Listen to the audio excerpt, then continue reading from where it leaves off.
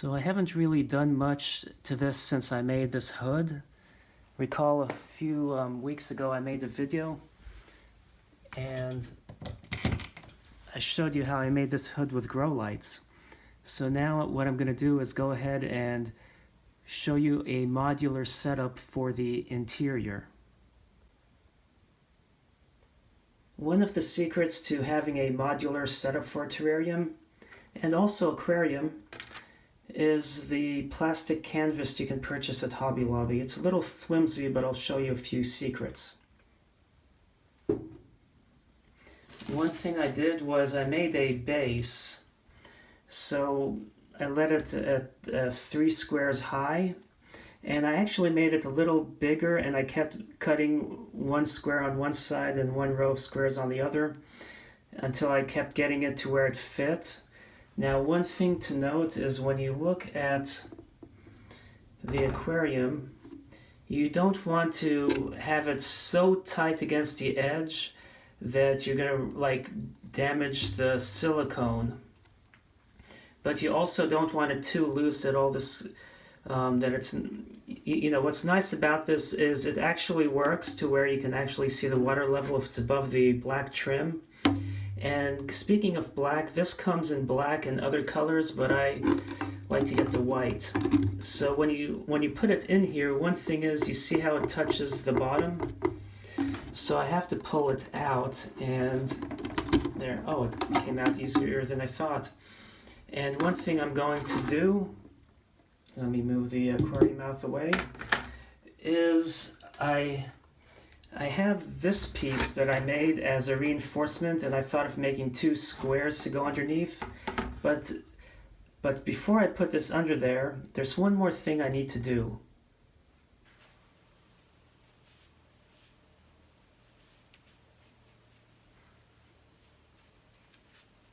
A little flimsy, but it works. So now that you saw the how this doubles as a comb, what I'm going to do is put it in the middle. Now if you notice, I cut it and you can see where the grids were. Let me get that out of the way. And this makes it to where it almost snaps in place. And I have 3 squares and 3 squares, so it will work out great. Now I did consider, what if I measured this to be precisely in the middle? You see how that's off? I could actually do that. But also you see this, because I kept working this and shrinking it, this side needs to be bent a little more. What's nice is you can bend this, then if you miss size and need to shrink it smaller, you can always straighten this out and work it further.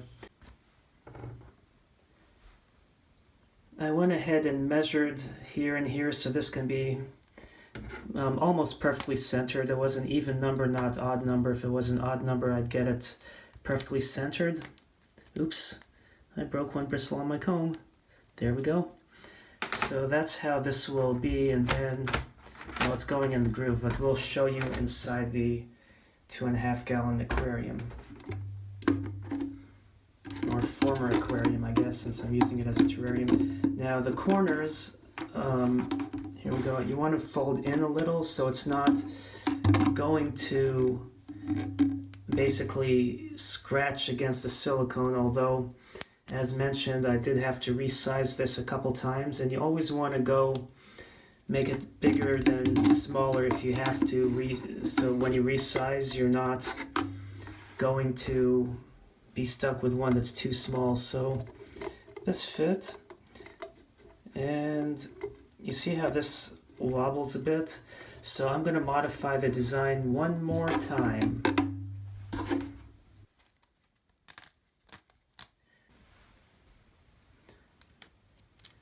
Now I have a square that can go in the middle, and that should work.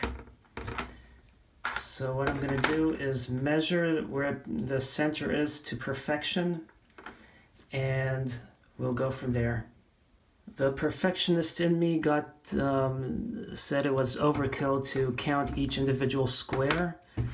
I actually did that for the long segment, so I just use a tape measure. I kind of like it symmetrical, so it's not quite symmetrical, but it will, I think I'm okay with it. If not, please support my channel. Therapy is kind of expensive. One thing you can do is create a terrace setup. So essentially, if you want like some of this canvas here, tall, shorter, shortest, and do like a stair step, you can put some in here and come in an arch and then have it a little higher, so you can do, you know, small plants in the background that are higher than small plants in the foreground. Or you could do what I want to do and put like squares here. I'm going to do it a little more rectangular than squares. Now I have a couple of these I cut. Here you can see where I went a little bit, got a little too carried away with the cutting. It's fun cutting through these actually, but it's tedious when you do that many.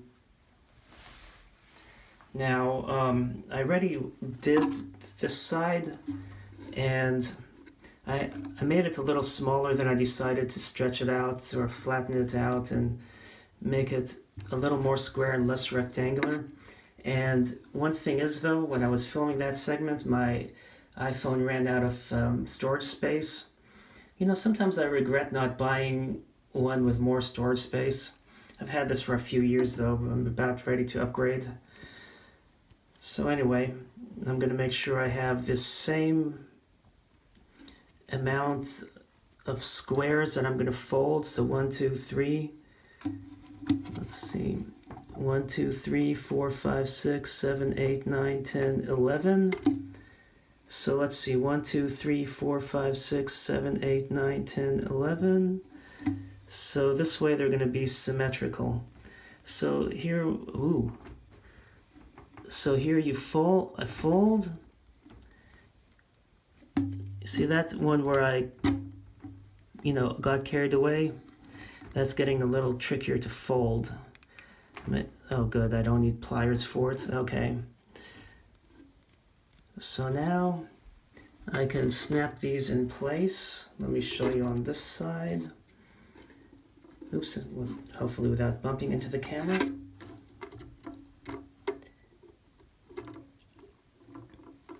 So let's see.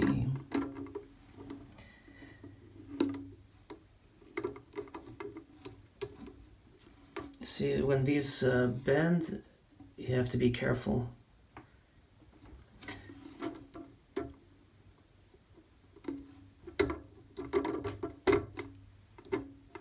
So there we have it. So it looks a little too tall if you see. Whoops, but remember I'm going to be putting some growing media, so then from the ground up it's going to be about that high only. So I intentionally sized it up to be in that manner. So now I can put the other one here and we can see how this looks. It was just easier doing it outside the aquarium. So here's how it looks. So you want to make sure this will stay square, but also in case there's any play, one thing you can do is like play around with these and just bend them since they're easy to bend. And this way, as you're adjusting the thing, these won't pop out. So that's one thing you can do. You know, just bend them in different directions. And they'll be more secure in there. So now I can start putting the growing media. And I'm going to be using this to propagate some Venus flytraps, sundews, and hopefully butterworts. And some African violets. And I ordered a couple orchids. One arrived for my 2.5 gallon, my 2-gallon aquarium to terrarium conversion. But since it's having issues, I'm going to have sphagnum moss in here and put the orchids. One of them hasn't arrived yet, one has. So anyway, I'll show you guys how it's done. Now, before I show you how it's done, I have some of this polyethylene rope, and I pulled apart the pieces and pulled apart the individual strands of the braid. And you know, if you do need to heat and melt the end, you can always do that with a lighter. But this stuff here, I'm actually going to set it up outside of the aquarium. Oh, even though I did that, this thing still popped out. Whoops. Okay. I need to do a better job with the bending. Okay. So now, the reason why I'm using these is as a wick, especially with this taller segment. So I'm going to put a strand in here and loop it in through somewhere else. But because these tips are, you see how that one's melted? So I need to do something. Okay, I had to go get scissors. So I'm going to cut that. And before it starts to fray, I'm just going to stick it in here. And it's already started fraying, but with the right amount of finesse, I can get it in there like that. And then, let's see. And guess what? It should not pop out. And this one came in easily, so I'm going to do the same thing with that. So now what should happen is it won't come out as easily. So what I do is, before it's too hot, I can stick it in. And as I'm putting the media, I can pull it up to where I want to. And I'll have a good wick set up in there. So now the same thing with this. Both of these seem to be a little bit thick. So I'm going to cut both ends. Forgive me every time I run into the bump into the camera. But remember, hold it from the very tip just so you can get it in there. And then the same thing with the other side. See, because of the adhesive property of water, it will stick along all the little fibers and create capillary action and go up to help send water up from the bottom.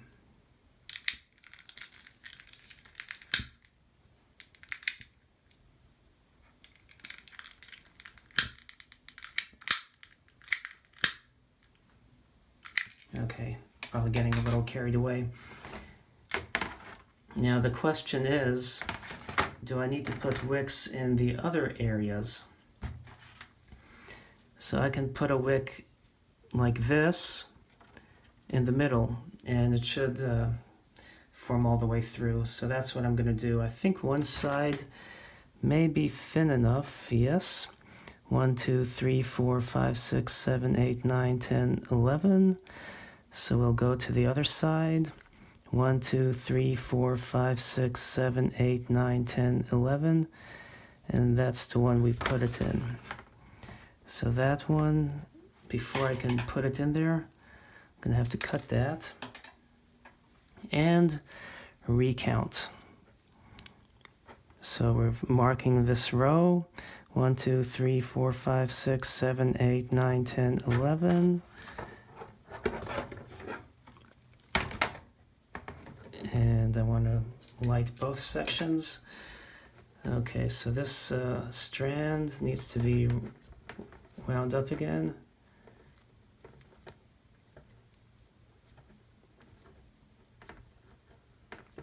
Okay, so now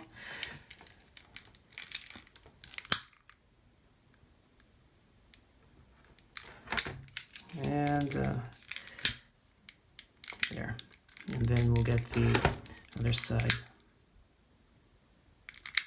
So yeah, you have a little pyrotechnics in this video. I mean, you know, Middle Eastern guy, what do you expect? Okay. So now we have a central wick, and we have a couple for each corner. And we can go ahead and start putting the growing media and the plants. So let me go ahead and put the growing media down. And I'm just going to put pure peat moss. If I put grains of sand or perlite, I could scratch the glass. So I'm just putting pure peat moss in here.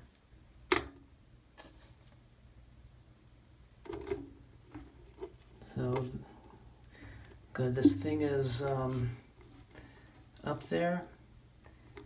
So now I can just keep dumping and I don't have to pull it out anymore. Wonder if I got enough peat from the backyard. I've had this bag for several years now. It's almost empty. Let me tuck that wick in a little.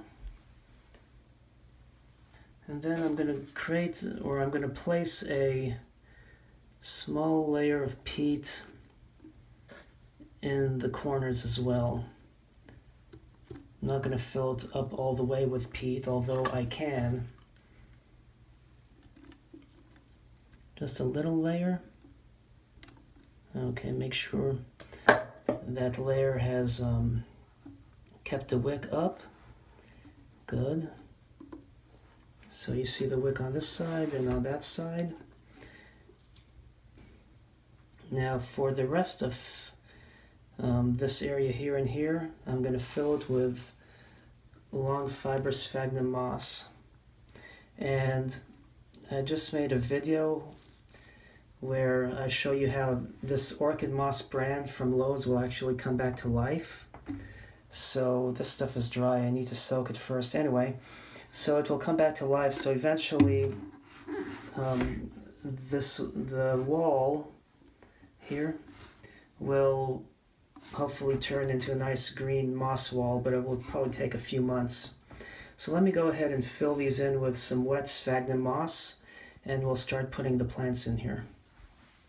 Among the plants I'm going to put in there is this orchid, and one issue is I try to mount it on this, but it keeps toppling over and I think it might be getting damaged, so I want to put it somewhere before it goes kaput.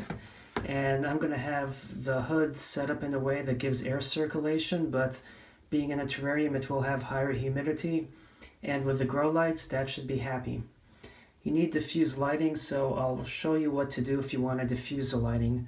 I have 3 cuttings of African violet leaf, and I got this from Lowe's today. They usually come in square pots at Lowe's, but it actually came in a round pot. But I picked the one that had the most I could find Venus flytrap leaves, because back in January I successfully propagated them from buying one from Lowe's. And the thing about the Venus flytraps are that they're easy to propagate, and I stuck those outside. Some of them are still alive, but it got a little too dry in the summer.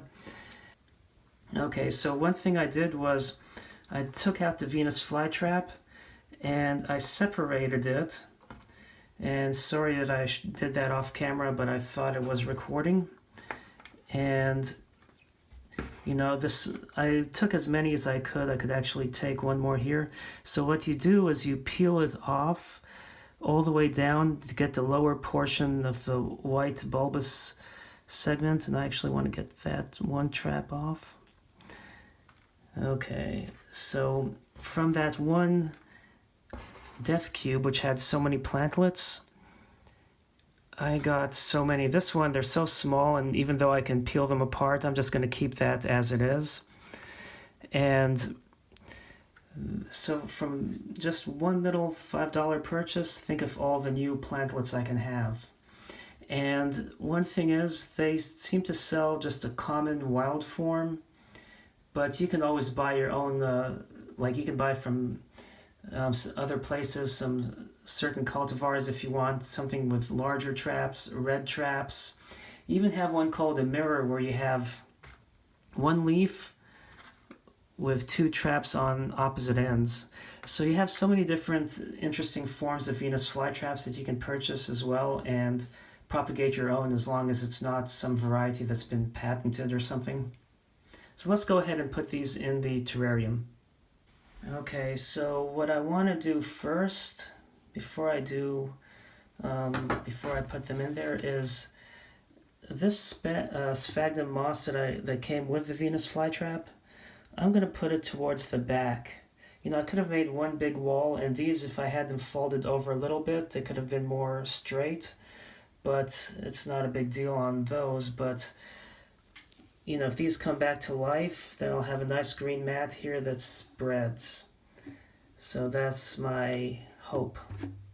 Especially being under grow lights, it might just do that. Although, since I'm going to have this where it breathes a little bit, I may not have 100% humidity in there, which may, well, it probably won't affect it from growing, but probably will not let it turn green in 3 months, but maybe a little longer. This stuff has so many stray fibers. I'm just going to leave them in there. I guess the Venus flytrap was okay with them, so they should be okay in here. Okay. So what I'm going to do is start with this one. Now I have a dead leaf that I want to remove. So I'm going to just hold it. You don't want to crush the bulb with the forceps, but that can be chucked. This one is dying. I'm just going to leave that in there for now. So you want to hold it by the bulb and attach it, and then you can always press around it. Okay. Then I'm going to take another one of the full ones, this one here, and I'm going to stick it over there. This root can be shoved in, and put that in there, and then pat down the moss. Okay, so then we have this other one, which is going to be a nice central rosette, and we'll be able to watch it grow. Okay.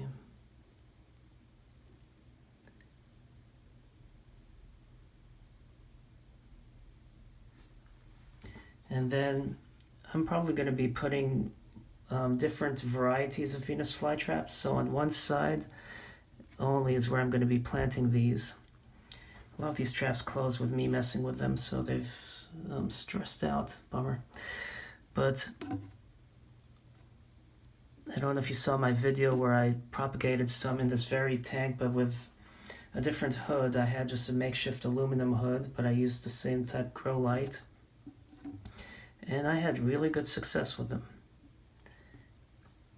But this one I set up as a terrarium versus using seed starter trays cut to fit, because I can fit a lot more plants in there and make it look pretty and grow some plants for fun and others for propagation. And you notice how I have all these leaves in the same orientation, but if you press this lightly just to hold it, and then you stick it in, you open that, that's a good way to put it in there safely without crushing it. Now these African violets, I may just put them on that side, so I'm going to put a little hole. Now if you notice, I cut them halfway down the stem at an angle. The angle gives them more surface area, and this way they can generate more roots and growth faster. There we go. Now I also, from the 2-gallon setup I did last week, I took one butterwort seedling, and the reason why I took this one is because one leaf was growing over it, so I figured this would be a good one to set up in here, and hopefully it will grow. I haven't had much success with butterworts, believe it or not. Hopefully growing them in a terrarium will prove to be a more viable way to grow them, because those seem to be finickier than sundews. Now for sundews, remember that terrarium setup I had, which was a disaster?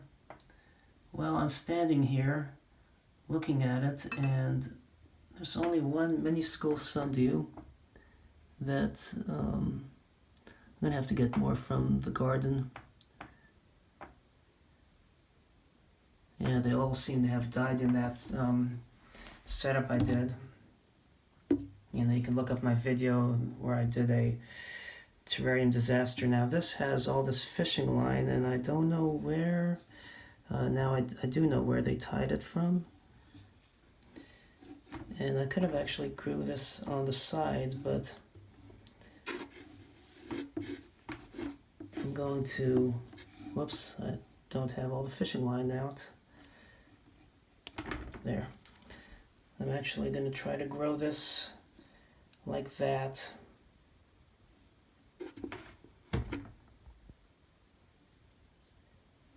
So then it should flower and look pretty. Hopefully it won't. Yeah, it seems stable. Okay, good. I'm going to actually try to recess it just a little more. And this way it's going to be getting a lot of moisture soaking up. And it's going to be vertically, so the flower buds, so I'm going to actually bend that back. So it's, the back side is not directly against the glass. And while I don't have all the plants I want to put in here yet, at least I have enough to where I can try to look at the finished product. So here is what it looks like so far, and that is with the grow lights. So here is how it looks like with the lights turned off. I need to figure out about putting another light bulb in there so I can have it with the grow lights, and when I want to appreciate it, have a regular light in there. Using just another hood from my 2-gallon tank, you can see how it looks like with regular lighting.